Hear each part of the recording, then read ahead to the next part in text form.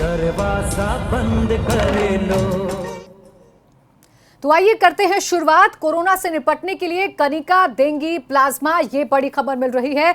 Lucknow PGI team Kanika का plasma लेगी। तो ये बड़ी खबर आपको लखनऊ से बता दें। ठीक होने के बाद कनिका अब प्लाज्मा देंगी।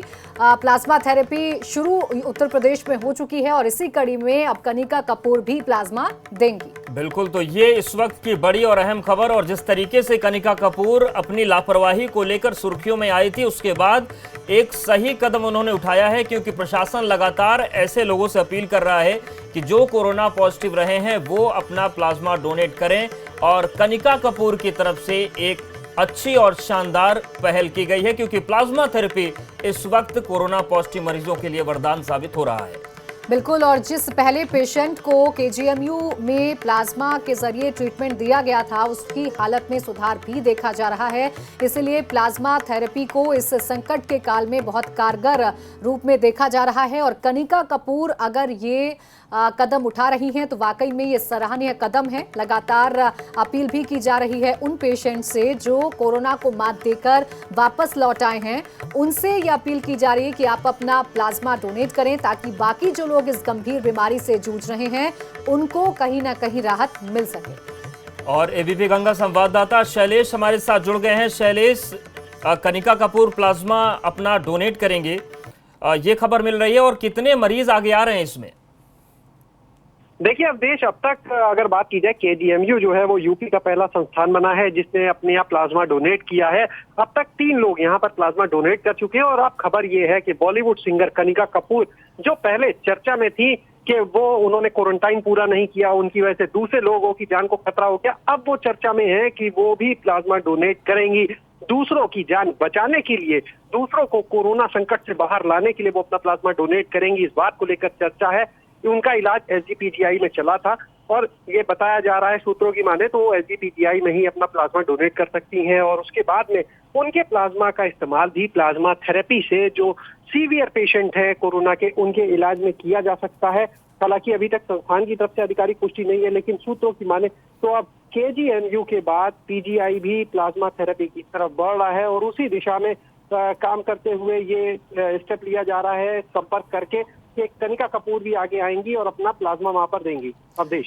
बिल्कुल शैलेश, जो शुरुआत की गई थी प्लाज्मा थेरेपी की केजीएमयू द्वारा, वहां से जानकारी ये मिल रही है कि इससे काफी फायदा हो रहा है और जो पेशेंट है उसमें सुधार देखने को मिल रहा है। क्या अपडेट इसको लेकर शैलेश? जी बिल्कुल, देखिए प्राची, जो केजीएमयू में आज की अगर बात करें, जिस पेशेंट को कल प्लाज्मा थेरेपी से प्लाज्मा दिया गया था, उसकी आज की सेहत में सुधार है और इसकी खुद पुष्टि की है केजीएमयू के वीसी ने कि जो पेशेंट था उसको अब वेंटिलेटर के जो पैरामीटर्स है वो कम करे जा रहे हैं, लगातार उसकी हालत में सुधार है। जबकि कल तक की बात करें तो वेंटिलेटर पर भी उस मरीज की हालत जो थी वो काफी गंभीर थी, बहुत ही खराब स्थिति थी और लगातार वो स्थिति बिगड़ती जा रही थी। लेकिन अब स्थिति बदल चुकी है और इसी को देखते हुए सब लोग इसको एक कारगर उपाय मान रहे हैं, क्योंकि अभी तक कोरोना की ना तो कोई वैक्सीन है, ना तो कोई एक स्पेसिफिक इलाज है। ऐसे में कोरोना थेरेपी एक ऐसा तरीका है जिससे लोगों की जान को बचाया जा सकता है। जो लोग सीवियर पेशेंट है खास तौर से, उनके लिए कोरोना बिल्कुल, और एक उम्मीद की किरण जागी है, जिस पर अब बहुत कुछ इस बात पर निर्भर करेगा कि कितने कोरोना पॉजिटिव से नेगेटिव हो चुके लोग डोनेशन के लिए आगे आते हैं। और वही पहल कनिका कपूर करने जा रही है। शुक्रिया शैलेश, जानकारी और अपडेट्स को देने के लिए। और लखनऊ पुलिस ने कनिका कपूर को नोटिस दिया है बयान दर्ज कराने के लिए। ये नोटिस उनको भेजा गया है। दरअसल महामारी एक्ट के आधार पर उनके खिलाफ मामला दर्ज किया गया था। सरोजनी नगर पुलिस ने उन्हें बुलाया है। कनिका कपूर को जवाब देने के लिए 2 से 3 दिन का वक्त दिया गया है। पुलिस नोटिस को खुद कनिका कपूर ने रिसीव किया और कहा कि राय के बाद वो समय पर नोटिस का जवाब देंगी, तो वो भी कानूनी राय लेंगी। अब हमने नोटिस तामील कराना था, मैंने नोटिस तामील करा दिया। उन्होंने बयान दर्ज कराया अपना? नहीं, नोटिस तामील कराया है, बयान वो अपना सोच समझ के फिर दर्ज कराएंगे। कोई आपने समय दिया है कि कब दर्ज कराएंगे? हाँ, उनको समय दिया है। कितने दिन का? अब 2-3 दिन का समय दिया गया है, जब वो अपना आएंगे बयान दर्ज कराने के लिए। वो थाने आएंगे? हाँ, थाने के लिए उनको दिया गया। नोटिस किसने? अब हमने नोटिस तामील कराना था, मैंने नोटिस तामील करा दिया। उन्होंने बयान दर्ज कराया अपना? नहीं, नोटिस तामील कराया है, बयान वो अपना सोच समझ के फिर दर्ज कराएंगे। कोई आपने समय दिया है कि हाँ, उनको समय दिया है। कितने दिन का? अब 2-3 दिन का समय दिया गया है, जब वो अपना आएंगे बयान दर्ज कराने के लिए। वो थाने आएंगे? हाँ, थाने के लिए उनको दिया गया। पर 2 से 3 दिन के अंदर में इस नोटिस के जरिए ही कनिका कपूर 2-3 दिन में अपना बयान सरोजिनी नगर थाने में दर्ज कराने जाएंगे। और इस तरीके से अगर कहा जाए कि कनिका कपूर जो सच्चाई होगी वो सामने आएगी। कनिका कपूर पहली बार सामने आकर बताएंगी कि जब वो लंदन से मुंबई आई तो और मुंबई से जब लखनऊ आई तो किन किन लोगों से मिली और आखिर जो उनके ऊपर एफआईआर दर्ज हुई कि उन्होंने कोरोना संक्रमित होने के बावजूद क्यों सूचना नहीं दी। इन तमाम सवालों के जवाब अब कनिका कपूर को देने होंगे और इस पूरे मामले में सच्चाई सामने आएगी। ये अलग बात है कि कनिका कपूर ने अपने इंस्टाग्राम सोशल मीडिया के पेज पर अपनी सफाई भी दी है कि जब 10 मार्च को जब वो लंदन से मुंबई पहुंची तो वहां पर स्क्रीनिंग की गई, लेकिन होम क्वारंटाइन का नोटिस एडवाइजरी 18 मार्च को जारी की गई, लिहाजा उन्होंने खुद को होम क्वारंटाइन नहीं किया।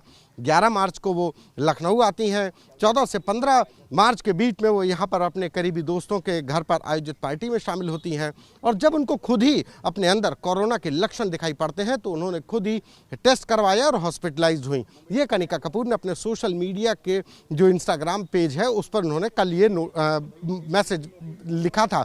इसके बाद अब लखनऊ पुलिस ने कनिका कपूर के इस गैलेंट के स्थित अपार्टमेंट L702 में नोटिस दिया है।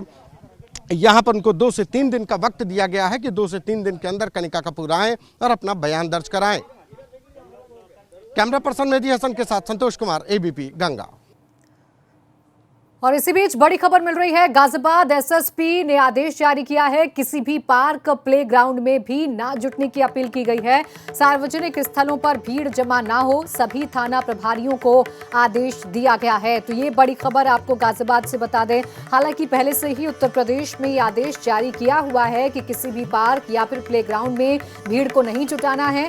गाजियाबाद में भी ये आदेश जो है एसएसपी ने जारी किया है, जिसके मुताबिक पार्क और प्लेग्राउंड में नहीं जुटना है। विपिन तोमर हमारे संवाददाता फोन लाइन पर जुड़ गए हैं। विपिन, क्या जानकारी आपके पास? जी देखिए, लगातार गाजियाबाद का जो प्रशासन है या पुलिस है वो इसी प्रकार की कोशिश कर रही है कि भीड़ कहीं भी इकट्ठी ना हो पाए। इसीलिए पहले दुकान के जो समय था उन पे प्रतिबंध किया गया था कि दुकान इसी समय तक खुलेगी। उसके बाद सड़कों पे जो बैरियर थे वो बढ़ाए गए थे, जो बेवजह लोग घूम रहे थे उनके चालान किए जा रहे हैं, वापस किए जा रहे हैं। और अभी थोड़ी देर पहले गाजियाबाद एसएसपी ने जितने भी गाजियाबाद के थाना प्रभारी हैं सबको ये आदेश दिया है कि पार्क, प्लेइंग ग्राउंड या कोई और ऐसी जगह जहां सार्वजनिक रूप से लोग इकट्ठे हो सकते हैं उन पे कड़ी नजर रखी जाए। संभव हो सके तो पार्क और प्ले ग्राउंड पे ताले लगा दिए जाएं, क्योंकि अभी भी ये देखने में आ रहा है कि सुबह और शाम लोग वहां पहुंच रहे हैं, बैठ रहे हैं। उसको लेकर ये अंदेशा जताया जा सकता था कि कम्युनिटी जो फैल सकती है, इस वजह से ये आदेश जारी किया गया है और सभी थाना प्रभारियों को निर्देशित किया गया है कि वो अपने अपने इलाके में पड़ने वाले सभी तरह के ऐसे कोई भी सार्वजनिक स्थल जहाँ भीड़ जुटने की उम्मीद हो सकती है वहाँ प्रतिबंध लगा। बिल्कुल, और लोगों को भी अपनी जिम्मेदारी समझनी होगी कि ये कोई छुट्टी का दौर नहीं है, लॉकडाउन है और इसका पालन करना चाहिए। शुक्रिया विपिन जानकारी और अपडेट्स को देने के लिए। तो प्रशासनिक तैयारियों पर कुछ लोग पानी फेर रहे हैं। बड़ी खबर फतेहपुर से है, जहां पर 17 प्रवासियों को पकड़ा गया है और महाराष्ट्र में ये ट्रक में छिप कर आ रहे थे। दरअसल एक महाराष्ट्र से ट्रक आ रहा था जिसमें तरबूज लोड था, लेकिन उसकी आड़ में ये लोग अपने घर जाने की कोशिश कर रहे थे। पुलिस ने सभी को क्वारंटीन सेंटर भेज दिया है। सदर कोतवाली के जयराम नगर का मामला है। तो सदर कोतवाली का ये मामला है जहां पर कुछ लोग 17 लोग ऐसे बताए जा रहे हैं जो पकड़े गए हैं। महाराष्ट्र से तरबूज लेकर एक ट्रक चला था, उसमें छिपकर ही आ रहे थे। हालांकि पुलिस ने पकड़ा है और सभी को क्वारंटीन सेंटर भेज दिया गया है। बिल्कुल, ये बड़ी खबर आपको बता दें। देखिए, इस तरीके की घटनाएं लगातार सामने आ रही हैं, जब लोग छिपकर किसी न किसी जरिए अपने घर वापस लौटने की कोशिश कर रहे हैं। लेकिन जैसे ही प्रशासनिक अमले की नजर उन पर पड़ती है तो तुरंत कार्रवाई भी की जाती है। लॉकडाउन उल्लंघन करने की जो कार्रवाई है फोन पर की जाती है। साथ ही साथ अब ये जो लोग हैं 17 लोग, इनको क्वारंटीन सेंटर भेज दिया गया है। सदर कोतवाली के जयराम नगर का ये मामला है, जहां 17 प्रवासियों को पुलिस ने पकड़ा है।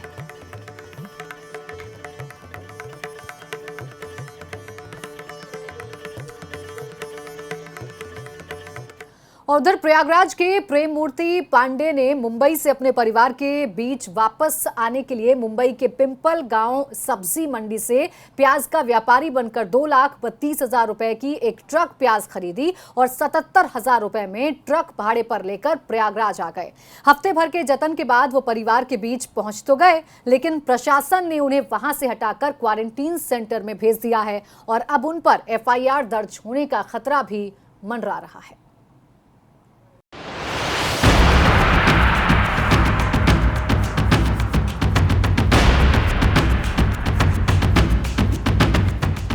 प्रेम कुमार पांडे, हाँ यही नाम तो है इन जनाब का। आज अगर हम इनकी कहानी आपको सुनाने के लिए मजबूर हुए हैं तो उसकी वजह है इनकी हरकतें, जो इनके चुलबुल पांडे होने का एहसास कराएंगी। क्योंकि इन्हें मासूम तो कतई नहीं कहा जा सकता, लेकिन ये सच है कि लॉकडाउन के इस दौर में गुनाह जरूर बन गई है।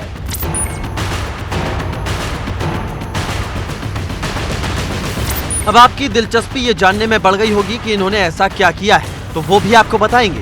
पहले इनका पूरा परिचय तो जान लीजिए। हाँ, तो प्रेम पांडे मुंबई में एयरपोर्ट पर ट्रॉली मैन हैं। वहाँ आजाद नगर ईस्ट की चाल में रहते हैं और प्रयागराज के कोटवा मुबारकपुर में पुश्तैनी घर है। परिवार यहीं रहता है। उम्र 52 साल हो चुकी है।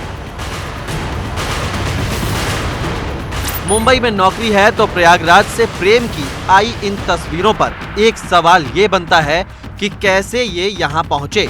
तो साहिबान मेहरबान, यही तो असली कहानी है और इसी में छिपा है लॉकडाउन का असली ट्विस्ट। लेकिन इसे आप ग्राफिक्स में ही समझिए, क्योंकि कहानी ज्यादा ही बड़ी हो जाएगी। 21 दिन का लॉकडाउन प्रेम पांडे ने हंसते हंसते काट दिया, लेकिन 19 दिन का लॉकडाउन बढ़ते ही प्रेम पांडे के सब्र का बांध टूट गया।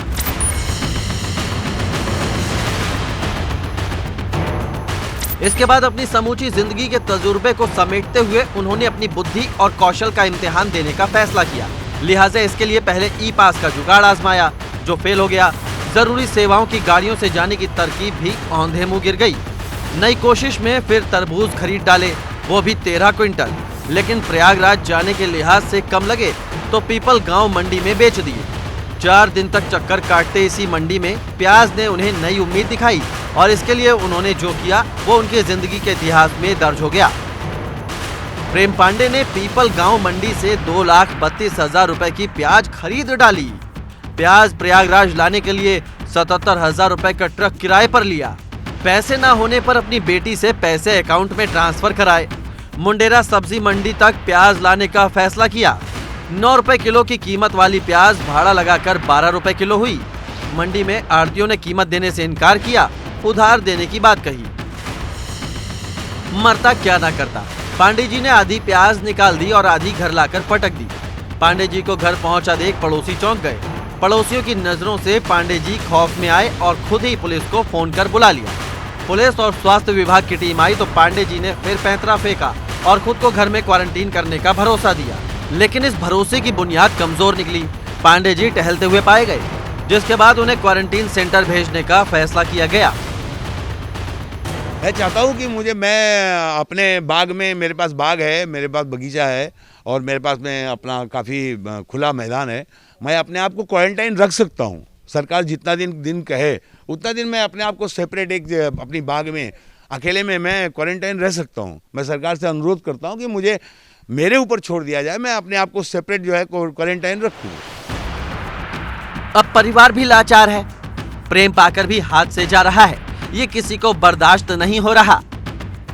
हमारे परिवार में हमारे इनके अलावा कोई नहीं है। इनके बड़े भाई मानसिक बीमार रहते हैं। हमारे सास ससुर एकदम बूढ़े हैं और बाबूजी की कितनी बार उनको वो कभी एक्सपायर हो सकते हैं। इसलिए उनके अलावा हमारे पास में कोई नहीं है। तो हमने उनकी हेल्प किया कि अगर आपको कुछ होता है तो हमारे लिए आप वहाँ सुरक्षित नहीं, कि आप झोपड़पट्टी में रहते हैं। जो कदम इन्होंने उठाया ठीक मानती हैं? हम अब देखिए, अब सरकार ये तो नहीं कहती है, अपनी जान की सुरक्षा के लिए किसी कोई गलत काम नहीं किया, ना चोरी किया, ना कुछ, और ना हम कानून का हम पालन करते हैं। जो मोदी जी का है उनका हम पालन करते हैं। हम कोई अनपढ़ गंवार नहीं है। मतलब सही किया उन्होंने? हमने कहा कि आप आइए, क्योंकि उनके अलावा हमारा कोई नहीं है। इनके अलावा हमारा कोई नहीं।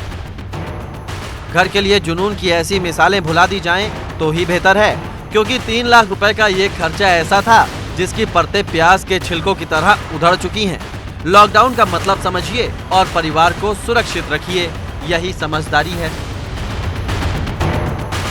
मोहम्मद मोइन, प्रयागराज, एबीपी गंगा। लॉकडाउन के दौरान 50 लोगों की पार्टी गांव में उड़ाई गई सोशल डिस्टेंसिंग की धज्जियां। दरअसल लोगों ने पार्टी की है। सदर कोतवाली इलाके के रघुनाथपुर गांव का ये मामला है। सोशल डिस्टेंसिंग में वायरल हो रहा है, सोशल मीडिया पर दरअसल ये वायरल हो रहा है पार्टी का वीडियो। तो आपको बता दें कि 50 लोगों ने पार्टी की है एक गांव में और सीधे तौर पर सोशल डिस्टेंसिंग की धज्जियां उड़ाई गई हैं। अब ये वीडियो पार्टी का वायरल हो रहा है सोशल मीडिया पर। तो देखिए, लोग अपनी जिम्मेदारी नहीं समझ रहे हैं और ऐसी तस्वीरें लगातार सामने आ रही हैं। तो ये तस्वीर सामने आई है और तस्वीर भी आप देख लीजिए, सोशल डिस्टेंसिंग का कहीं नामो निशान नहीं है। लेकिन ये वो गैर जिम्मेदार लोग हैं जो अपनी जान के तो दुश्मन हैं ही, लेकिन ये जहां जहां जाएंगे उन लोगों की जान के दुश्मन भी हैं। और उन्हें ये समझ नहीं आ रहा कि अभी तो वीडियो वायरल हो रहा है, लेकिन कोरोना का संक्रमण अगर ज्यादा फैलता है तो कितनी बड़ी विकट स्थिति इस गांव में फैल जाएगी। लेकिन लॉकडाउन के दौरान पार्टी हो रही है, 50 से ज्यादा लोग इसमें शामिल होते हैं, उसका वीडियो वायरल हो रहा है। और सवाल यही है कि आखिर लोग समझने को तैयार क्यों नहीं हैं और कब ये समझेंगे। बिल्कुल, ये अहम सवाल है और लोगों को ये समझना होगा कि लॉकडाउन का मतलब छुट्टी कतई नहीं है। लॉकडाउन इसलिए किया गया है ताकि हम सब लोग सुरक्षित रहें और कोरोना को मात दी जा सके।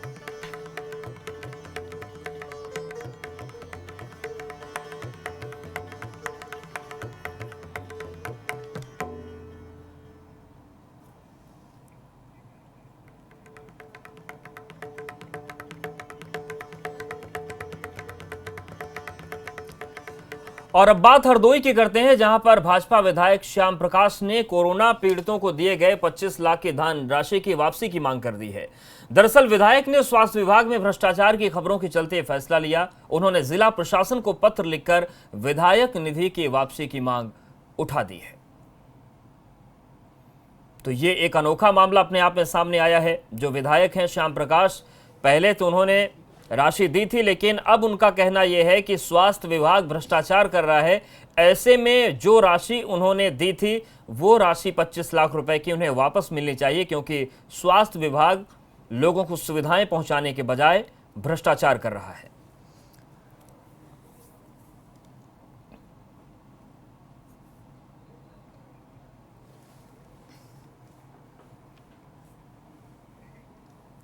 और अब खबर गोरखपुर से है, जहां कोरोना का मरीज मिला है। शख्स को सांस लेने में तकलीफ हुई, जिसके बाद उसकी जांच की गई।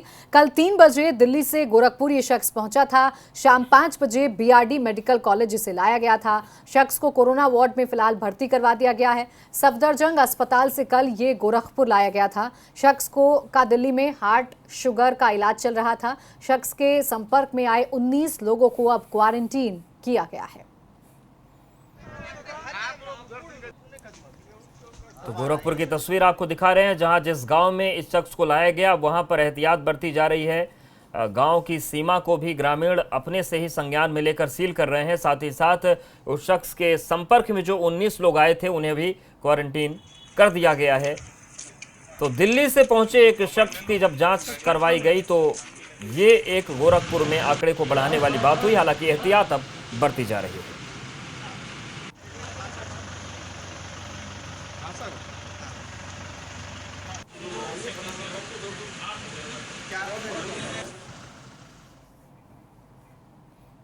और अलीगढ़ की बात करते हैं, जहां पर एबीपी गंगा की खबर का बड़ा असर हुआ है। पंचायत की जांच के लिए टीम गठित की गई है और गैंगरेप पीड़िता की खुदकुशी का जो पूरा मामला था, पंचायत के फैसले के बाद खुदकुशी उस बच्ची ने कर ली थी। दरअसल यहां पर आरोपी को 5-5 जूते और चप्पल मारने की सजा सुनाई गई थी, जिसके बाद पीड़िता ने दुखी होकर, परेशान होकर आत्महत्या कर ली। किशोरी से गैंगरेप हुआ था। इस मामले में पंचायत बिठाई गई थी। अब प्रशासन इस पंचायत पर शिकंजा कस रहा है और प्रशासन जांच करवाकर उसको रिपोर्ट सौंपेगी पुलिस। आपको बता दें कि गैंगरेप के एक मामले में पंचायत के बेतुके फैसले के बाद गैंगरेप पीड़िता ने फांसी लगाकर खुदकुशी कर ली थी। आरोप यह है कि पंचायत ने गैंगरेप के आरोपियों को 5-5 जूते मारने और गांव में मुंह काला कर घुमाने की सजा सुनाई थी। हरकत में आई पुलिस ने अब 2 आरोपियों को गिरफ्तार कर लिया है।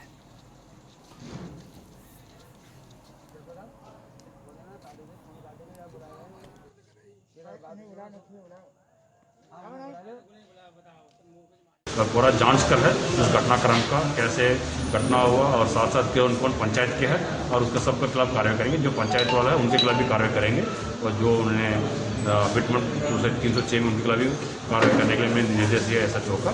और बाकी पोस्टमार्टम रिपोर्ट आ जाएगा, बाकी चीज़ भी पुष्टि होगा उनके साथ क्या होगा। फिरोजाबाद के थाना फरीहा क्षेत्र के गांव खरग में 2 भाइयों में जमीन के बंटवारे को लेकर खेत में ही प्रधान पक्ष और दूसरे पक्ष में हुई जमकर लड़ाई। किसी पक्ष के एक व्यक्ति ने तमंचे से फायर कर दिया। लॉकडाउन की जमकर धज्जियां उड़ाई गई हैं दोनों पक्षों द्वारा। फायरिंग और लड़ाई का अब ये वीडियो सोशल मीडिया पर वायरल हो रहा है, जिसकी तस्वीरें भी हम आपको दिखा रहे हैं। दरअसल यहाँ पर 2 पक्षों के बीच जमीनी विवाद था।